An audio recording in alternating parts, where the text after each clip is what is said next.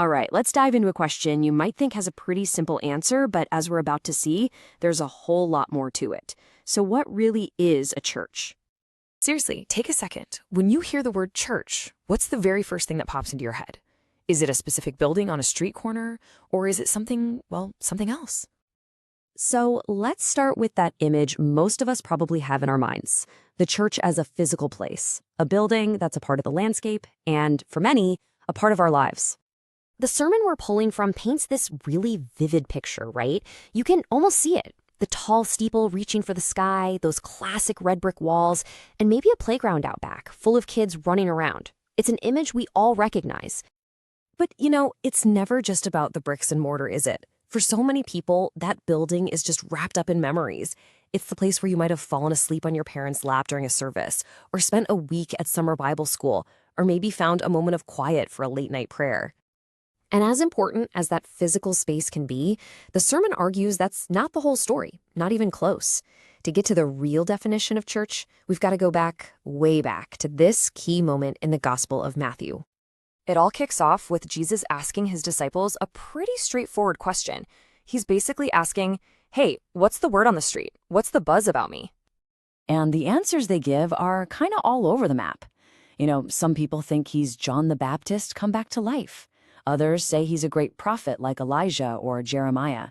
All really high compliments for sure, but they were all missing the bigger picture. And then Jesus turns the tables. He cuts right through all that chatter and makes it personal. He looks at them and asks, okay, that's what they think, but forget about them for a second. What about you? Who do you say I am? This right here, this is the question that changes absolutely everything.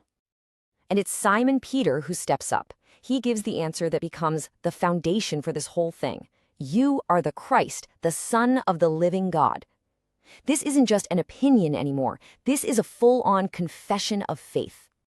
Okay, so let's unpack that confession, because it was so loaded with meaning that the first Christians actually turned it into a kind of secret code. It's pretty cool. See, in the original Greek, saying Jesus Christ, Son of God, Savior out loud, that was a big deal. In the Roman Empire, it was a dangerous thing to declare. And this is where they got really clever. If you take the first letter of each of those Greek words, that's iota for Iesus, chi for Christos, theta for Theo, upsilon for huios, and sigma for soter. You put them all together, and what do you get? You get ichthys. And ichthys is just the Greek word for fish.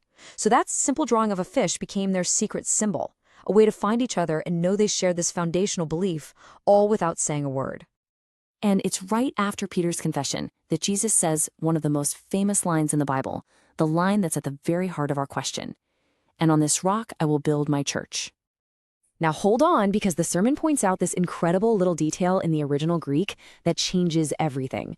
So Jesus renames Simon to Peter, which in Greek is Petros. And Petros means like a single stone, a rock you could pick up. But when he says on this rock I will build my church, he uses a totally different word, Petra. And Petra isn't a small stone. It's a massive, unmovable bedrock, like a cliff face. So you see the difference? The point is so powerful. The church isn't built on Peter the man, the small stone, Petros. It's built on the giant bedrock, the Petra of what he said. It's built on the confession itself. The foundation of the church isn't a person. It's a declaration of faith. So if the church is this group of people all standing on that same confession, well, what does that group actually look like? Well, the Greek word that gets translated as church is ekklesia. And what's fascinating is that the word has nothing to do with buildings at all. It literally means an assembly, or maybe a better way to think of it is those who are called out from the world. A church, then, is a people. The sermon describes it as a family. It even uses the Korean word shikku, which literally means the ones who eat together. So it's this community, this family, that's not defined by the building they meet in, but by the shared confession that brings them all to the same table. Okay, so this brings us to the big so what question. What does all of this, the confession, the community, actually mean for you and me, for any one person? Well, making that confession means there's a huge shift in who's in charge. Before, you're the master of your own life. You call the shots. But after making that confession, the new declaration is, Jesus is my Lord. It means the ultimate authority, the director of your life, has changed. And to help understand this idea of giving up control, the sermon brings up this famous quote from the Apostle Paul. The idea here is that real strength isn't found in being self-sufficient and having it all together. Instead, it's in admitting our weakness, because that's where a different kind of power has room to work. And that's the final challenge the sermon leaves us with. It asks us to just stop and reflect on this really personal question. Who is truly the master of my life? Am I still trying to run the whole show myself, or have I handed over the reins? And the final answer, the final posture, is found in this verse from the Psalms. It's this shift away from relying on our own plans and our own strength. It's asking, "But now, Lord, what do I look for? My hope is in you." And that is a pretty powerful thought to end on.